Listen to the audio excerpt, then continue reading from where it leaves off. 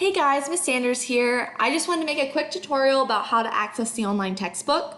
So first thing you're going to do is launch your browser and go to ClassLink. If ClassLink doesn't automatically launch, I already made a video about how to access ClassLink and add it to your bookmark bar for easy access.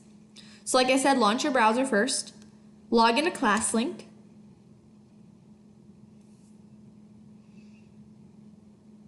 on ClassLink you'll scroll down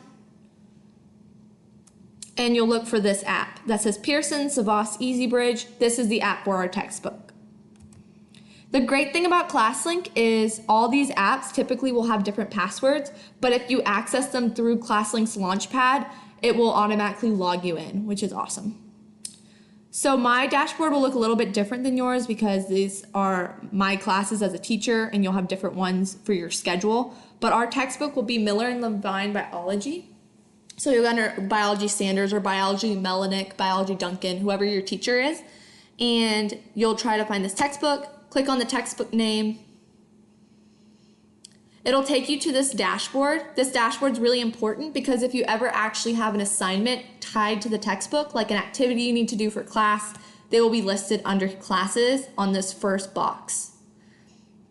But if you want to do daily reading, most of my honor students will have daily reading. You can browse the textbook. So let's say your assigned reading is chapter 6.1.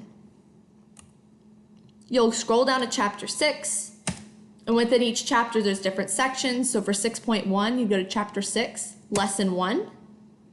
And to access the actual textbook pages, you'll click e-text. Let it load. Sometimes it takes a second because it is loading book pages. So this is what it looks like. Notice that there is a bar that'll let it do a narration reading for you in case you are more of an auditory learner. That's a really great tool. Also has listed vocabulary you need to know in this unit. And if you click on it, it'll give you the definition. It'll also pronounce it for you. Great tool. And then there's the actual reading down below. And the vocab words are highlighted in text. Notice this is not only one page of reading, there is a next bar at the bottom.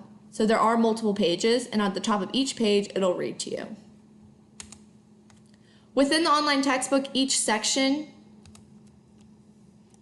has different activities. Sometimes these will be assigned to you. Sometimes you can just do them as extension activities to test your understanding and learn a little bit more. But one last thing I really want to show you is there is a quiz at the end of each section of the textbook, at the end of each section/lesson. These quizzes are awesome to do pre-assessments before taking a quiz or a test in class.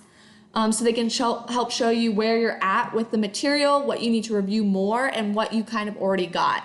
So it really makes your study time more efficient by pre-assessing your where you stand with the material. Last thing is on your study guide, it should have which sections of the textbook correlate to the information. So if you're ever wanting to look for a specific activity or a quiz, refer to your study guide and it'll tell you where to go inside the online textbook. Also, if there's ever an issue with anything loading or not showing up, that is a technology hotline issue. That is not a contact your teacher issue because we're not able to help with any malfunctions. So if you're having trouble loading anything off any of the chapters, call the technology hotline, which the number has been distributed to everyone in the county, and they should be able to help you, maybe reset your program, etc. I really hope this tutorial helps.